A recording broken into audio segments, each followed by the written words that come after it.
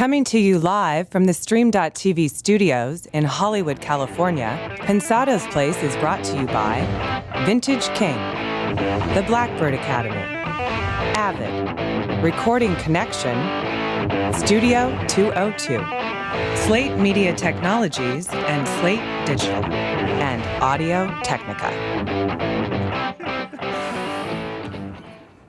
We have a real rock architect whose wife is also all-star cool. We got a couple sneaks and peeks for you. Stay tuned and listen to these. We got a brand new ITL. You're at the place. It's Pensado's Place. Ow.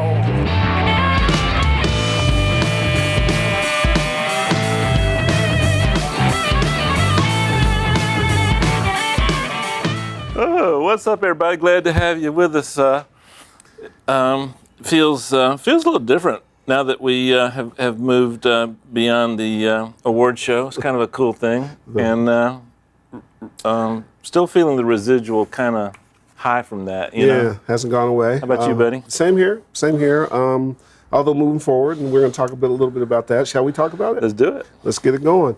Hey, audio family, how have you been? We hope really well. And if it's not been really well, it will get better. We promise you.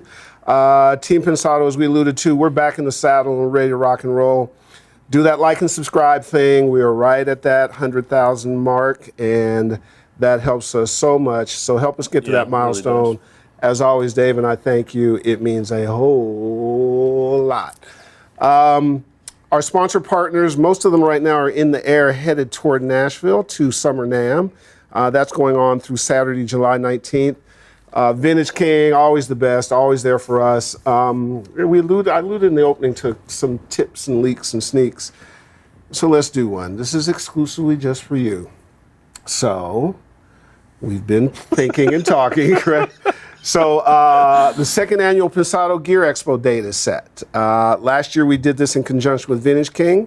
We're going to do it again with them, this time down in Music City in Nashville. I've got some cool things up my sleeve for you, and it's going to be a really, really cool hang. Well, from what you've heard, what do you think?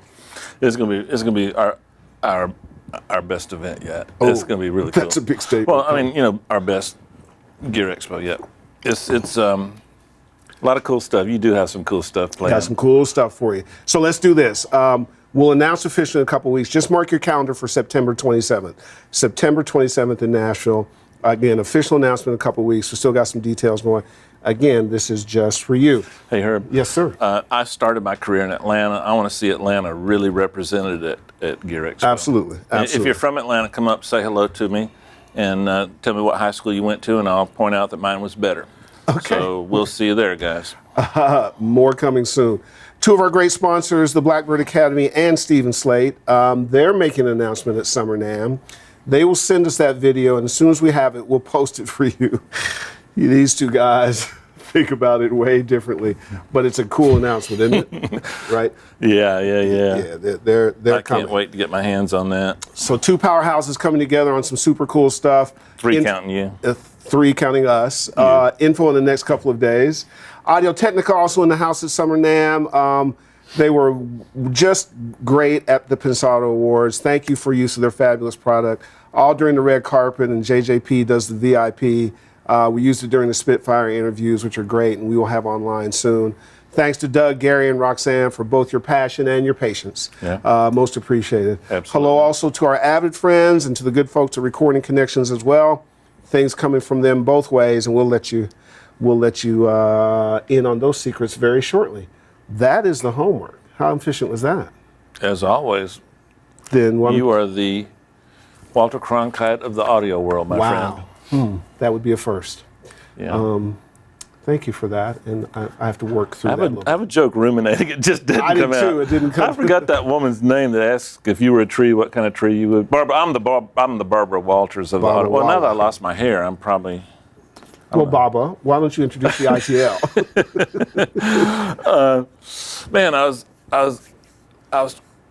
Sometimes when you work as much as I do, you look for different ways to do things, not necessarily because they're better, but just they're different. And I was trying to figure out a way to make my kick drums fat, and I'm going to show you what I came up with. All right.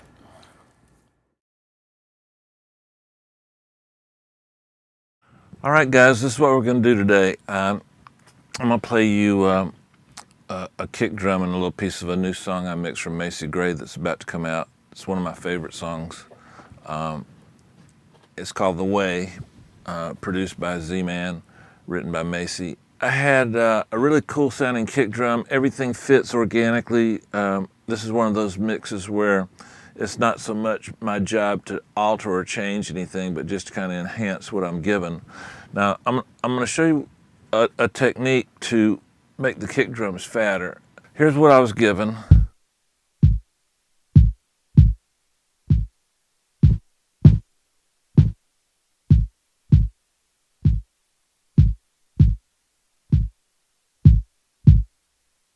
Sounds pretty good. In the track, it sounds great.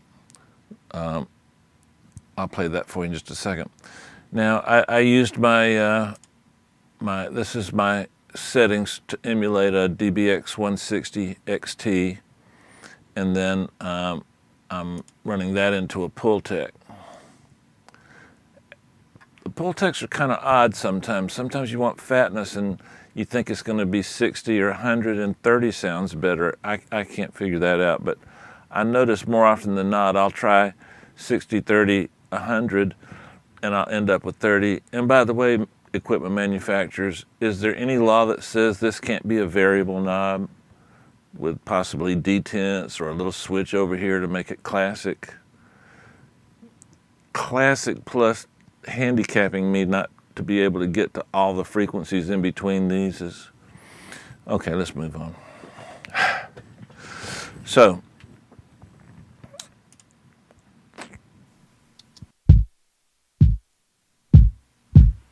sounds nice. You notice how it makes it almost sound a little higher pitch than 30. And I'm knocking off a pretty good bit. I've shown you these quite a few times. So now I added some Stephen Slate. Looks like I had a Stargate sample, a Katy Perry sample, and I can't remember what that was. But that's not why we're here. Check this out. What I did was I took a signal generator and I put it on an aux. Now I found out the key of the song by, I've got a plug-in, you can use any plug-in. This is like a pitch pipe, and it was an F. So that's the key of the song.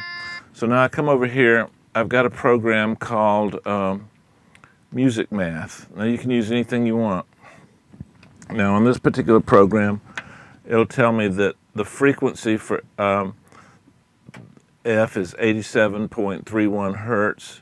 And then if I go to F1, it would be 43.6, on and on and on and on. And these are quite common. You can get them. In fact, I'm not even sure this was a paid program, but it's my favorite. Bobby Ozinski's got a good one too. Bobby's is free, but this one's called Music Math. So what I've done is I've typed in on my signal generator, I've typed in 87. So let's see what happens if I just play the signal generator. Okay, it's just putting out a 87 cycle tone. Pretty cool. Now, let's take a gate and put the gate across the signal generator. So, you'll notice the signal goes away. Now, I'm going to key the gate with bus 42, and then I'm going to trigger the gate with bus 42 being sent from my kick drum. So check this out. Let's listen to just the frequency. This is just the frequency generator.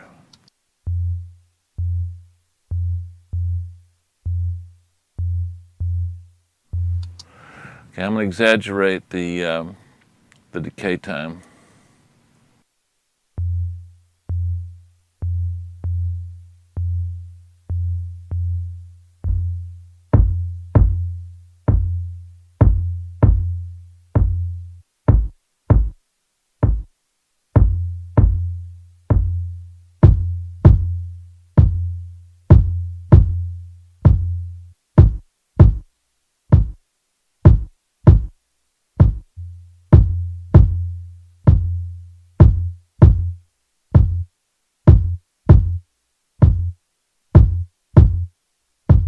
Pretty cool, pretty cool. Now you can go an octave lower. I'm using this octave. I'd probably choose the octave lower. I'm using this octave because it's easier to hear on most systems. Now, once I've got that done, you've been with us a while, you know we can't just live with that. So once we've got that done, let's try adding some distortion. So we're just listening to our frequency generator. Okay, Futzbox is one of my favorites. Now what I've done is I've put a frequency of 130. Now 130 would be kind of like a fifth up from F. You can use anything you want. I just thought I'd show you it doesn't have to be F, F, F, F, F. Did I just cuss, Brian? I think so. So let's try this. Adds a little color, a little saturation. I got lights in my face. Let's see. I'm exaggerate it. Let's get just a little bit of color. Let's see what that does.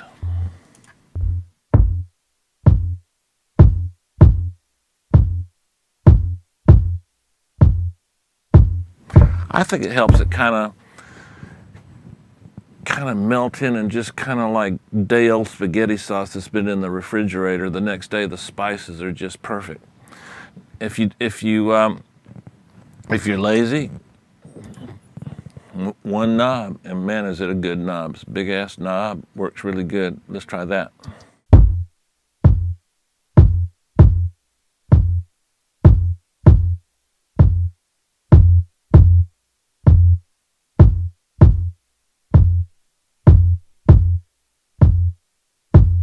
What happens if we do both?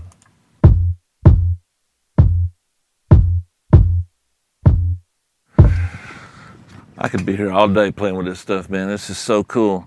Now in the past we've shown you how to do this with white noise or pink noise. I can't remember what it was, but and then I think early on I did a Fun with Gates episode. I might redo some of that stuff, but I've done this with keyboards too, where instead of using the signal generator, you can use a setting on a virtual synth and just do your release time and sustain so that it just becomes a solid tone, and then gate that. All kinds of ways to enhance your kick drum, and check it out. Let me know what you think. All right, next time.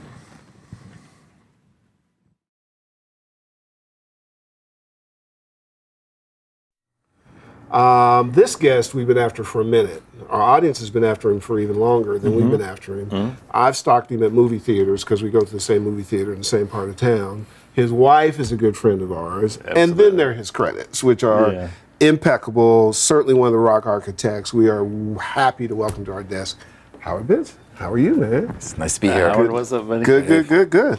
Let's dig in. A little bit of pre-roll here. I've known Howard and known his wife Monica for a long time. Monica really helped me get my foothold and plant roots in Los Angeles. So if you're watching, Monica, thank you so much. Howard, it's been a minute, man. I haven't seen you in a while, but we were at Enterprise for a few days. That's right. Not too long ago. I've been a big fan of your work for so long because you seem to kind of be which is, make sure I said that correctly. Genre. Genre? That's okay. Not gender, genre. Okay. Okay. Well, I said it the European way. Precisely. You've been so comfortable with different genres, and I've always admired how you could seamlessly go from one to another. But the thing that I like most about your working style is a lot of the creativity on your records take place once the recording's done. And of course, that's probably 95% of it is before you take it home by yourself and finish the recording part. Can you describe what you're trying to accomplish and why? Well, I think a lot of it started in 1997, actually, with the Less Than Jake record when I did Hello Rockview. And that was, I think, I had gone to Sao Paulo, Brazil to do a Sepultura album, and they did not have a tape machine there. they had something called Pro Tools, which I'd never heard of. And I know I'd been using digital audio stuff, the Turtle Beach, I don't know if you remember that stuff. I do. And also the PC stuff that was available at the time. But this guy had Pro Tools, and I remember exactly what happened. I'm not using this, forget it. It's a computer. Nobody in rock music uses this thing. Sure.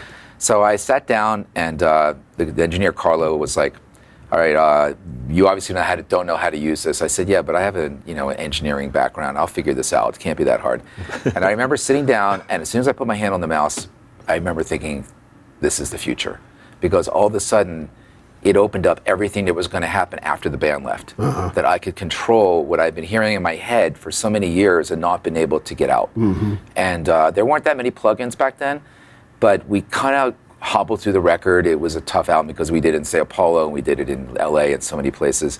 But on Less Than Jake was the first real one that I did in the computer fully, and we did that actually in Gainesville. And that was the time when you could actually call DigiDesign up and they would actually answer the phone. A long time and ago. Tom would be on the phone and you would just get a first name guy. Yeah. And it's actually the first record I missed Chris Lord-Alge on too. And I did the album, and it was a very funny moment because when we were doing the album, the band did not want to be in the computer.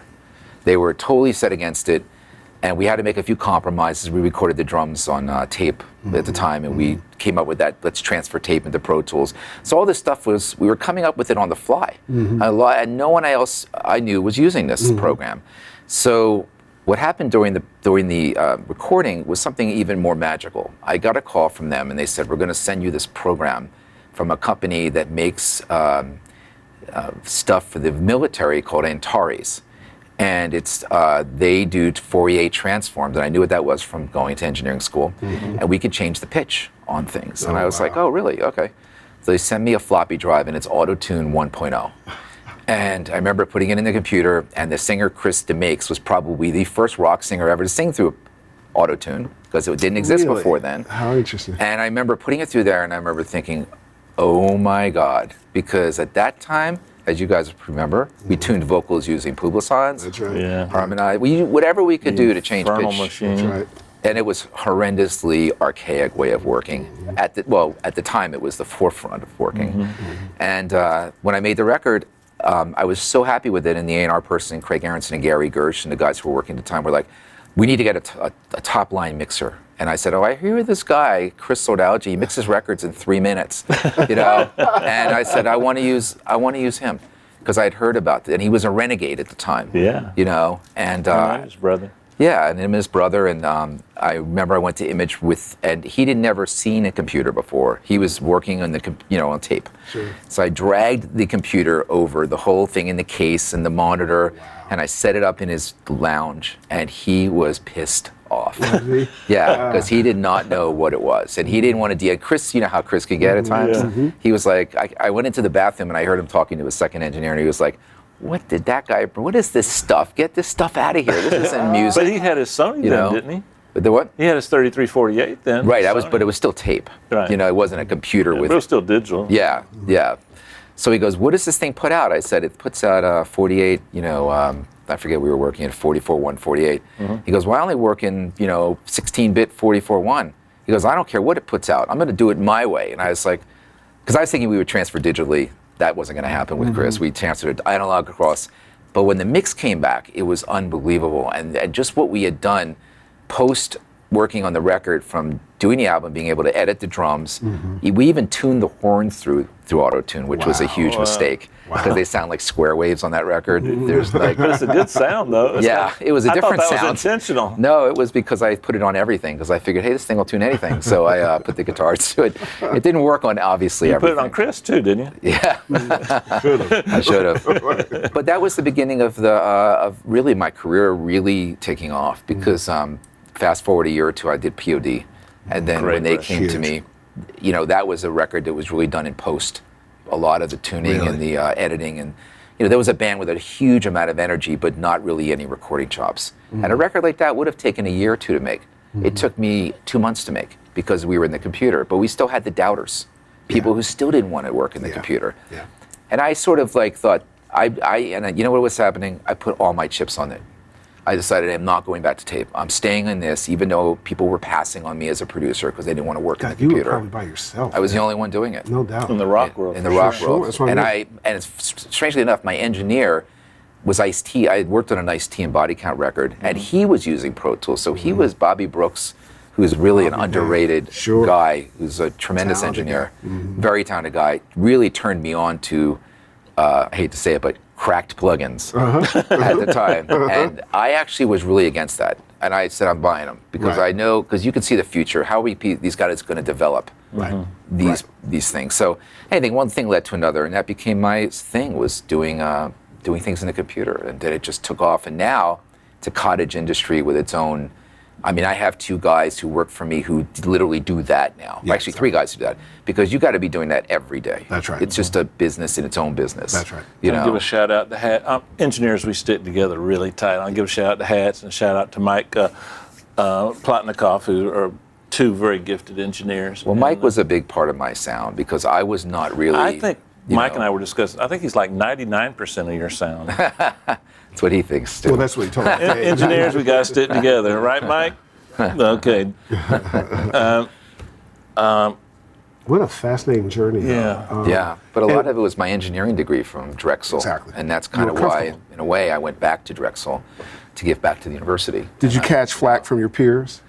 Tons of it. Yeah. People could not believe we were working in a computer because think about the time, their heads were, I mean, you could see the tape and it was a physical thing. You Here, cut tape and there wasn't anything to look at. It was a hard drive. I remember. Yeah. I remember Howard was losing gigs, but I think it kind of worked out because you were getting gigs, right? Because people fell in love with that sound. The POD record didn't sound like anything else, and people wanted that sound. And then when they wanted that sound, you kind of had to educate them a little bit, not just take the gig. Yeah. And by nature, being first in the market is lonely. Very lonely. You're like Lewis and Clark. You're just. But I'll give a shout out to John Rubely, the A&R person for POD, because he had actually hired a guy at Stasium who's a tremendous engineer and a forward-thinking guy. But Ed wanted to do the record in tape. And the band, they had committed to that. And I called up John when I knew I didn't get the project. I didn't actually get the project. But I called John up after a coffee-fueled moment. And I said, I think you're making a huge mistake. I think this is the forward. This band will sound so much better in the computer. And John changed his mind. Wow. Right on the spot, called the rare. band manager and said, I think Howard's onto something here, and we're going to roll the dice with him on this. And that's really rare. Yeah, really rare. Yeah. And I give him a lot of credit for that. No question. You know? Let's stick with this vein for a minute. Pro Tools, let's just say DAWs give you the ability to do things that we couldn't do and prior to that. But sometimes those tools get misused. I'll give you an example. Sometimes I hear records that are not done to my taste, and the precision of what you can do now with taking a live drummer and putting him in perfect alignment and quantize him. Sometimes I miss the humanness of records. Mm-hmm. You seem to have found a balance between keeping the humanness but massaging some of the things that got a little unhuman, let's say, to be kind. How does that, do a little housekeeping here, how does that work? I think it's the fact that I take more of an aerial view at times for the project. Mm-hmm. I'm not, and I think this has also rubbed a few artists the wrong way. I'm not sitting in the studio getting looking over Mike's shoulder when Mike is doing drums and guitars. Right. I let other guys in my team bring their humanness to their side of the project. Mm-hmm. And I believe in their emotional connection to the work. So as opposed to me being a one-man band where I'm like micromanaging every single thing, I'm not doing that. In fact, I'm very open about, like a lot of times I'll get something back from Mike and I'll go, wow, look at this guitar arrangement. That's unbelievable. It's amazing. I didn't even know you were doing that. That's great. Let's work from there. Yeah. As opposed to like, no, this has to be the way I hear it. I actually think that there's a lot of solutions to records. I'm not the kind of person that goes, well, we need to hit the ball and it has to hit that blade of grass in the outfield. Right. I believe it can be a home run in any part of the thing, or it could be a hit in any part. So you sort of have to be. That's at least how I think. Mm-hmm. You know, you have to be open then to that. And the corollary is kind of like being a director of a movie. That's right. You have different specialists who do what they do. You trust. You keep the macro view and the vision. And I find that in the creative process because that's kind of how we do this. Right. And if you're closed down to that input that's so good, you're just going to miss magic. Well, but you you know also what? need somebody to do the air traffic control of that stuff happening. I didn't realize how big of an effect it had on projects. So actually, strangely enough, recently, when we had done Rascal Flatts, and their bass player, Jay DeMarcus, is also a producer in his own right. Yeah. We made their record completely differently than a country record's made. I brought the band in and let them have a big say in the making of that album with their own personal opinion about what sounds we're going to do, what's the arrangement going to be like, how we're going to do some of the vocal parts, where are we going to record the album. They had been used to working with producers down there who, by the way, that's the way it's done in country music, where it's done, the mandolin's always on track 12, and it's always the same exact process. They break for dinner at 6. And 3-hour sessions, all that kind of stuff. Yeah. And he called me up about a couple months ago, and he goes, they ended up producing 4 or 5 tracks on that album. He goes, without you working with you, Howard, we never would have felt as free to do and have the confidence to do our own music without being told what to do through every step of the project. That's huge. And it was huge for me to hear that from him, but it was so odd to hear it because in rock huge after music, so many records they put out. yeah, but that's not how those records are made. Those records are made, they're almost dictated, like first of all, they don't write their own material. So they find the songs and the producer goes in and they hire these X musicians, and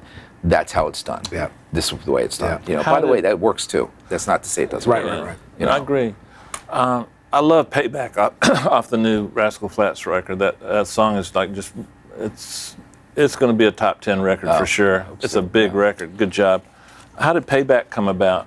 Was that a song they wrote? I can't remember. No, that was like I had never done a country record before, and it was an introduction to me about songs and publishers down there. Yeah. We went through at least 900 songs to find. No joke. Yeah, I mean, and I sat through a 97-song day, one day down there with the band, listening. That's hard. And the publishers come in every 15 minutes. First comes in Warner Chappell, then you got BMG coming in, then you got Big Yellow Dog, and they all come in and they play their songs and they're out. Do they play it all the way to the fade ends, or they play? They just play until we just wave them off. Oh, okay. Yeah, it's me. It's verse chorus. Absolutely. That's pretty much it for me. If I'm not hooked by that, got to move. And it's down there. It's very funny because there is the Young Turks, who are the old writers who come in with their stuff. There's the Chicks with Hits, who bring in their songs. So it's like it's a fun day of listening.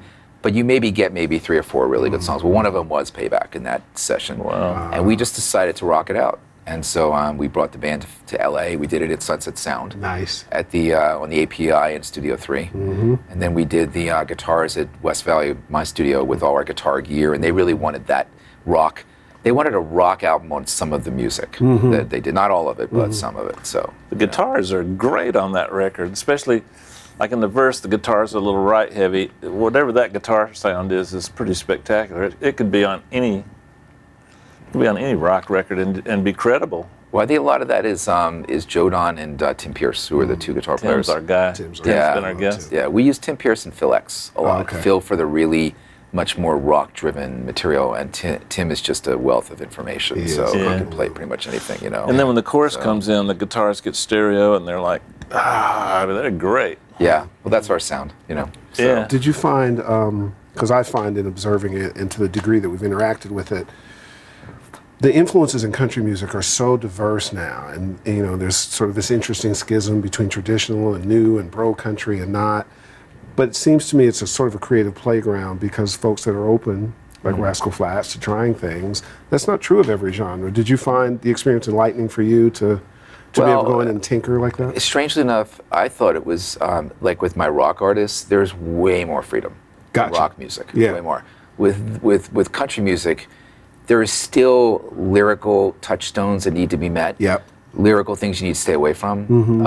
Certain sounds that get too heavy.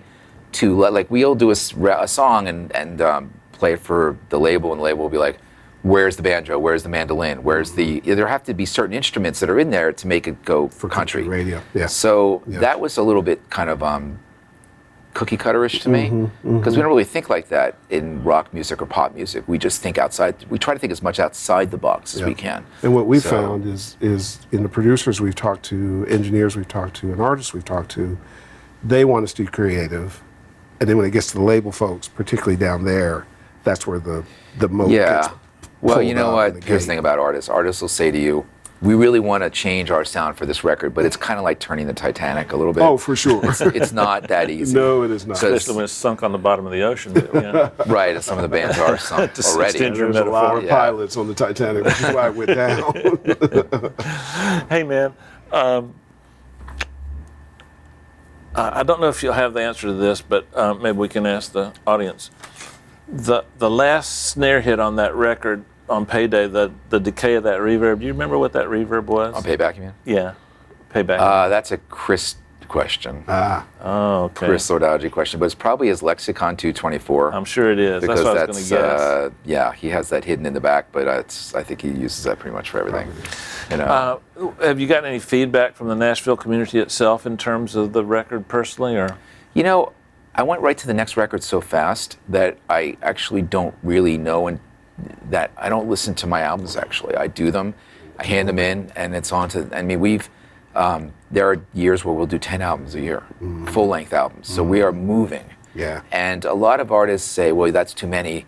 I actually think that that's just the right amount, because beyond the financial part of it, the input we get from our artists is what creatively drives us. So every time more artists come into the studio, we get more stuff from them. Stimulation. Yeah, we get stimulation. We're doing a band right now called Los Five, which is a Ron Fair artist, actually.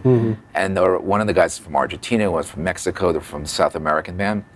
And just hanging around with these guys and talking to them and hearing their influences, it's so, it's just uplifting, and you just go, wow, I just want to bring some of this to my next project. So when you're just doing short, few records, you don't get as much stimulation, you know? So we just like the stimulation. In fact, we come out and say it. It's, you know, we like to have art, we like the studio to be moving and rocking and full of artists and people and writers. And so that's why my new studio that I built is full of people all the time, even when we're just not recording something that particular day. There's writing going on, there's arranging going on, there's programming going on, whatever is going. You know, old school stuff still works. A lot of nefarious things are going on. Yeah, of course. It's rock and roll. But, you know, Rascal Flatts is known for vocals, and so are you. Yeah. Can you describe to me how you record vocals? You have your own process that's fairly unique. I do, Share and that with us. it's I use a Sony C800, a Tube Tech, and a Neve preamp. We don't even EQ it. We just go straight through everything, and that's the sound. And actually, my engineer Hatch rides the compressor as we're singing. He'll learn the song, so we don't have to use a lot of compression. We'll actually do it by hand. Oh, that's cool. So it's a interesting way of doing it. It takes a lot of practice and a lot of knowledge. But when you think about it, the less compression you need to use, the better it's going to sound. But you still need to deal with the level issues. So you know. Go ahead, Trevor. One of the things that's interesting to me about your perspective as a producer is, you know, vocals are important. The song is really important to you. You're a song guy. And I would imagine some of those skills and just that intuitive way you do things led to some of the stints you did as a record executive, because you have to have that kind of ability to identify those things. Was that, describe how that was. Was that good for your creative process? Did you hate it? Did you? I don't know if it was great for my creative process, but what it was great for was my reality process. Gotcha. Because when I would sit on those Wednesday meetings when you would have radio days were Monday, Tuesday. Wednesday was the day where you reassessed what the day was, and then you'd hear new music at the end of the meeting. If your record, they'd put your song on, hit play, and that whole table of executives, if they were bored, it was dead. Dead. Now, I'd never seen that as a record producer, but as an executive, I saw it, and it made me go, "Wow, this is like not screwing around there." Difference between life and death. Yeah, and when you see that, it really makes you go, "This is all about the scoreboard." Like, to me, that made me more scoreboard oriented than it was like, "Oh my God, I'm just going to make whatever I feel like making." Now it's like, "Hey, you're in business to make these guys money, make the artist happy." To do all these things at once, and that's why it's so complex of a job. That's right. Because you want the artist to walk out of the studio feeling that they had a great flight, and the plane didn't crash, but you want them, their label still has to make money. That's right. And so all this stuff has to happen. But when you work at a label, man, boy, you really see how hard it is. And I gained a respect for A&R guys. Major respect for their jobs. The heart of every record company. Yeah. No It's question. not even their record making ability. Nope. It's when a record encounters resistance, how are they right at that moment? Because a lot of guys cave. They'll go, "Oh, we didn't get K-Rock, so yeah, I don't I didn't sign that band. You know, they walk away from the project. But then the good ones fight the fight with the manager the correct way. That's right. You can also screw it up by going too hard to the label, and then you ruin your relationships. But there's a really good, you know, some managers are really good at that stuff. You know, so it's your internal advocate, and if they're not effective, it's fascinating. I remember talking to some Motown folks in that particular meeting you were describing. If you brought Berry Gordy bad stuff, he'd just throw the cassette at you. It was cassettes back then. I like just that. go, are you kidding me? Wow. Well, I actually had that happen once. Did you? And I'll tell you exactly what this is again. With a hard drive or? Well, Mike, my Modern engineer, version. reminds me of this all the time because he reminds me sometimes of how much more I have to do after the record's delivered. Yeah. I delivered a record to Geffen, to an executive there, who won't name, and it wasn't Ron. Okay, it was someone else. It was Did they have a beard? whatever. Anyhow, Past that. it was a band called Papa Roach. Sure. And I delivered Getting Away with Murder, that record, and they did not like that record. And it came a record after they had their big, huge record, Yeah. then they made a record that stiffed. Right. Then I got this record.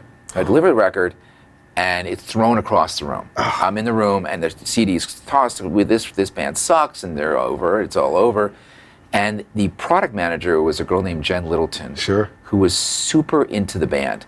And I said to Jen, I said, we're screwed, man. What are we going to do? She goes, I'm taking this to K-Rock myself. I'm going around all these executives. I'm like, you're going to get fired, which is what's going to happen here. Right. But she goes and takes it right to K-Rock and plays it for Lisa over at K-Rock. Sure. And they add Getting Away with Murder without the label's blessing. But the song blows up. The record gets released, and we have a platinum album. And I thought to myself, wow, I have to keep on this stuff. Like, I got to keep on these projects Non-stop. after they're delivered. Absolutely. And I do keep on these projects. Absolutely. I keep, you got to work it. It's The great ones do. Yeah. Diane Warren. Diane Same way. Warren, right. From the beginning. Well, to, In fact, she worked that's a whole on other That's gear. a whole other way. That's a whole other gear. Yeah. Well, she worked on the Rascal Flatts record. Yeah. Some of my favorite records you've done: My Chemical Romance, All American Rejects, everything by Daughtry you've done. I love Adam Lambert. But my favorite record right now that you've done, actually my favorite record at the moment is. Could you work in favorite record one more time? Yeah, I forgot one. My other Go ahead. favorite There record you is go. 3 Days Grace. There you That's go. also Cole's favorite record. Wow, I'm and? talking to Mike Plotnikoff before. I think it's his favorite record And too. I'm going to go look for some favorite records. And all of these are Howard favorites. Okay. But Theory of a Dead Man, I love that record. It's got, I have a kind of a lot of influences, and Howard packed all those into this Into record. one record. It's a badass record. Oh, cool. The guitars sound great. And oddly enough, he made a rock record with Rascal Flatts, but he made a country record with Theory of a Dead Man. It's kind of neat that he Well, did those. actually, I brought Joe Don Rooney in to play on that record. Did you really? Yeah. Oh, cool. Because we had a song called Country Song, and we wanted Joe Don. Oh, cool. And he was kind enough to do some stuff Oh, for us. that's And it fabulous. was, But Drown is like top 5 or now, isn't it? yeah. On Congrats, the man. radio.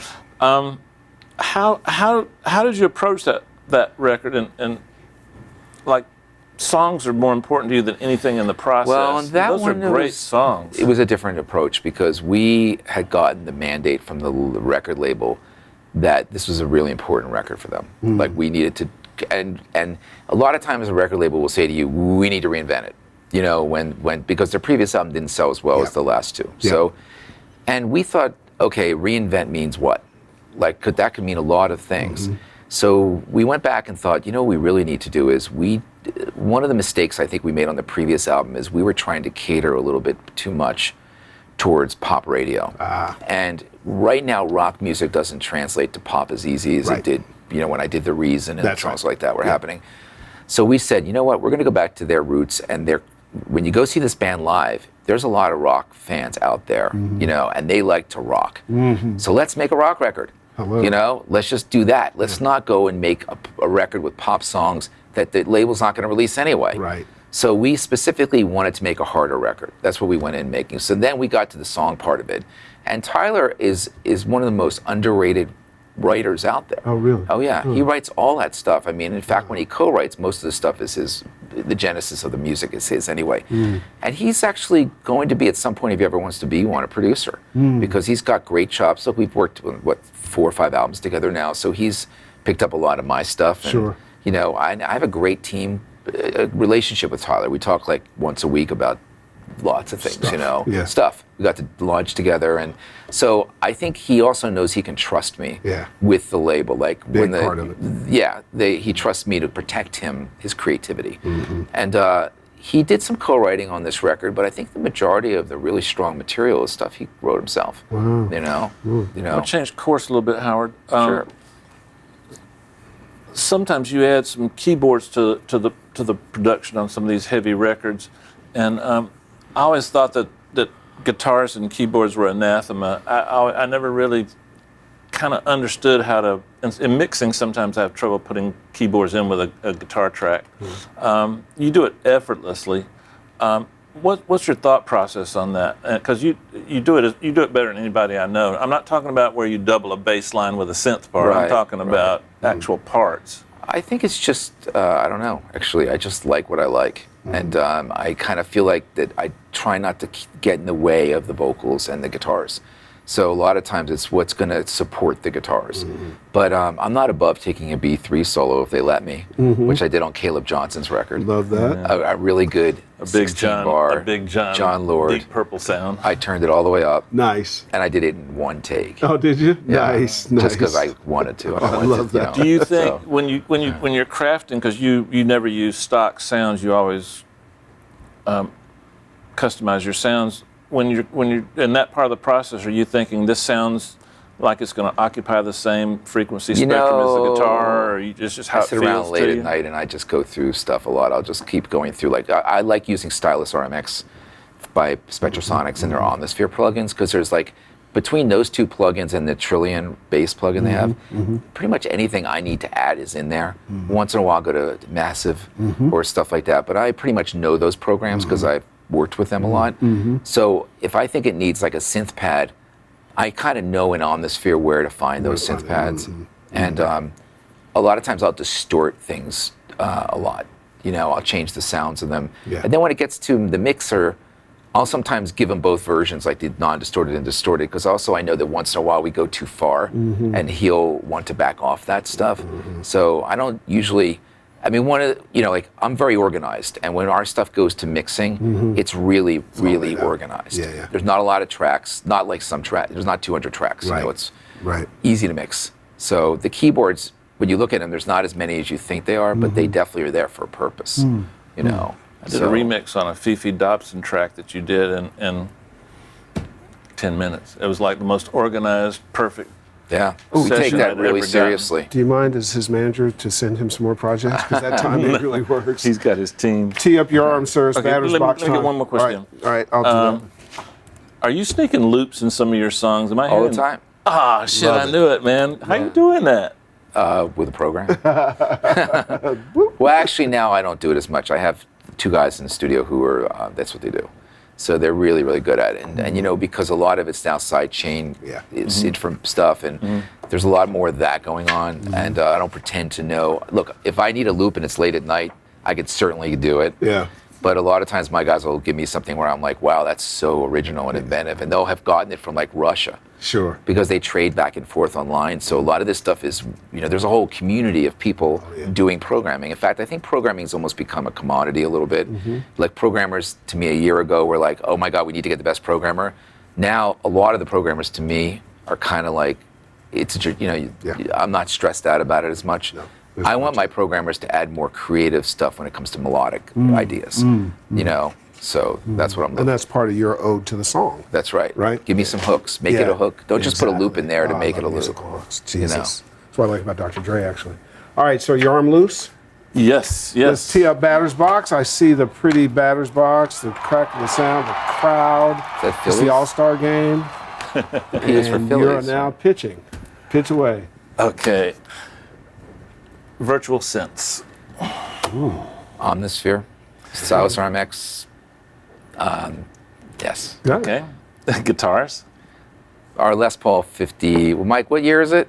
58. Thank you. Good We year. use that for 90% of. Really? Yeah. It's a Les Paul Junior actually. Nice. So. But it has PAFs, right? I don't know. What Is it single coil, Mike? It's a single coil. Oh, wow. One knob. Wow. Yeah. I once built a guitar with no knobs, so people couldn't tell me to turn it down. Vintage keys. Definitely my ARP 2600, Ooh. which is very rare with MIDI. Wow, Yeah. with MIDI. Yeah, with MIDI. Distract him a little bit, Herbie's doing too good. He's doing really well. Console. Our 8058 that we have, that we bought from Vintage King. Yay! Yes. From Scotland, actually. Gotcha. And let me didn't tell you know that something, had been wheeling changed. that thing down the driveway in a crate, you know, That's an undertaking. yeah. And thank God we had Pat Schneider to, we put new relays in and new Wow. capacitors and everything like that. So we love that thing. Nice. You know. I was about to give you the answer. Reverb. Reverb, pass. Ah, good answer. I don't Guitar. care. I don't really care. That's how you get Guitar the amp. Guitar amp, probably our Sound City. Oh, cool. Drums. Our Gretsch kit that we use from Drum Fetish. So, Nice. Jeez, I should know that. We've been using it for 15 years. We use the same kit, by the way. Penalty, right? Penalty? Yeah. Compressor. My Tube Tech that I use for vocals. I love those two. The blue face thingy. Okay, this is a little left field. Bicycle. Trek Madone 5900. Woo! Clearing the wall. Yeah. All-star With game. May have won the electronic home run derby. DI-12 shifting. Oh, shit. Yeah. Oh, I'll give him. He won. I got to show you something, Herb. I remember him talking about a particular plug-in, and I was going to form the question so kind of to prompt that answer, because I'm a polite host. Mm-hmm. But it turns out that is also the name of my favorite reverb unit. So I said, you just edged up. Well, so I wrote down RMX. I wrote down the answer instead of the question, and all I right. saw that. Anyway, only I think this is funny. Mike, what- you get it, right? That's what makes Pensado. Let's go to the corner office. Our man Good job, Chongor good Gantz job. is over there. Chongor, how are you? Doing pretty good. How are you guys? I'm good. So you're recently back from Vegas with your. Let me just do a quick moment on Chongor, which I discovered during Pensado Awards, and maybe you did too. Did you meet Chongor's lady? Not I Cindy? did. Sweet, nice, intelligent, And- beautiful. Way above his pay grade. I mean, what a lady she is. Oh, Chongor, that was painfully evident Thank you when so I much, first guys. saw him. good job, But Chongor. Chong's don't underestimate Chong. Chong's a good catch. Listen, Chongor lives at my house. I know a lot about it. So, Chongor, we got some questions for our guests? Yeah, let's get it started. Fire away, sir. This first one's from John Blake. What do you find to be the Achilles heel in the majority of the demos you pass on as an A&R? For sure, the songs. Yeah, absolutely. And the vocals. I'll be attracted to an artist actually if the songs are not as great, but the vocals are amazing. And if the song, like My Chemical Romance is a great example of demos that did not have great songs, but came together in the studio. But the star power was there. So evident. It was Yeah. evident. So those don't happen that much. They happen a few times. And when know. you see it, you need to grab it and then get into the Oh shaping yeah. process. When we met Gerard, I mean, it was so obvious Just he was like a that. star. Yeah. His answers to a few of my questions were like, okay, this guy wants to win. Yeah. Those type of things. So So I have that. yeah. That's a great record. Chongor, give us another one. Damon Martin. When programming synthesized strings, how do you achieve a more realistic sound? Is it programming the MIDI a certain way or a particular library that you prefer favor for realism? It's recording each voice one at a time, as opposed to hitting chords. If you do if you have 6 violins and like 4 cellos and 2 bass violins or something like that, you got to just do each violin. You play it, then you play it again, then you play it again, then you play it again, then you play it again, because that gives you the randomness inherent in the way it's done. So it does take a long time to do that. Which to your earlier question is probably where, in his productions, the humanness, you feel that because you're being that specific, and it's kind of like the character when humans do what they do. Because there's so many times character in that accident makes a record. It's I'm just- really about the chaos in projects. I Yeah. think that's what really makes records. The entropy. The entropy. I think that people would rather buy a piece of leather that has imperfections in it than a beautiful piece of leather. every time. Every time. Every time. You Chongor, know? give us another one. This last one's from Stefane Outlet. What's your most unique miking technique that you find yourself repeatedly using? Whoa. You know what? I tape microphones to a ceiling and like them to simulate a Leslie and a ceiling fan and spin them around. It's pretty incredible. You should try it. Beautiful. We want to go out I and think shoot that's that. our headline. I think so. We want to go out and shoot that. Where's Cole? Cole, make a note of that. Hunter ceiling fan or Well, I use the 12-inch blades. It's a specific length Four or because it's five. well, the Doppler effect works better when they're not. You know, that's all about the Doppler effect. Right? Always. Yeah. Howard, must tell you, was worth the wait, for sure. Before we get out of here, let's make sure we mention the Howard and Monica Benson Scholarship Fund. Endowment goes to Drexel University in Philly. Philly's your home. That's right. We are real big on education and supporting that stuff. What was the impetus behind doing this? Well, Drexel, when I went there, was just an engineering school, and they started the Westville College of Media and Arts about 15 years ago. And the guy who ran the college, Konstantin Papadakis, called me and said, "Do you want to be a part of the university again?" And I said, "Well, I'm in the music business." He goes, "Well, we're starting one of those things." So I got involved, and I Skype a class now from them in the spring. So I do 10 weeks on Skype. And this summer we've actually brought kids out to LA, and they're co-oping around the city, and on one day a week they come to do a class with me in the studio. Can I make you a deal? The what? Can I make you a deal? Sure. What? So we go around and do educational things, and we're talking to the Apollo and doing something in New York and so on and so forth. And a lot of times our peers, like yourself, will come out and help and support, and fans like to come and see Absolutely. them. Would you do one? 'Cause Absolutely, what I tell you yeah. would be cool is if we did one back east and we brought up some Drexel folks to New York or DC. Sound like a good idea? Love it. It's been our pleasure. I'll see you at the movies. You will. Please tell Monica, give us your love. And we will irritate you only slightly because you got to come back. It can't be just one. I'll come back. Can we bug Absolutely, yeah. I haven't told the Motorhead stories yet. you? No, that's right. Oh, Lemmy. I love Lemmy. So he's coming back. We got part two. Dave, take us home. Okay. Guys, I say this every week, and I really mean it this week like I didn't last week, but I always mean it. That came out wrong. You got to do your homework. Howard has made so many great records that you've loved and fallen in love with that have become a part of what we do as engineers, and has set the bar really high. I want you to cruise around the internet. There's a lot of resources, and you can learn more about his techniques. We didn't get to do as much as we wanted today, but I started my career, I guess, in some ways, the same time Howard did. In a lot of ways, we started kind of at the same time, and I've always kind of had an eye and an ear for what he does because he just makes records I like and have always liked. So check it out, and do me a favor, watch the show, go research Howard, and then come back and watch it again. And I think a lot of these things are going to really sink home with you, and pay attention to the fact that the man is all about the song. Everything else supports that concept, and I think that's the best way to make records. That's the best way to save the music industry, and it sure needs some help, and Howard's doing his part. So we'll see you next week.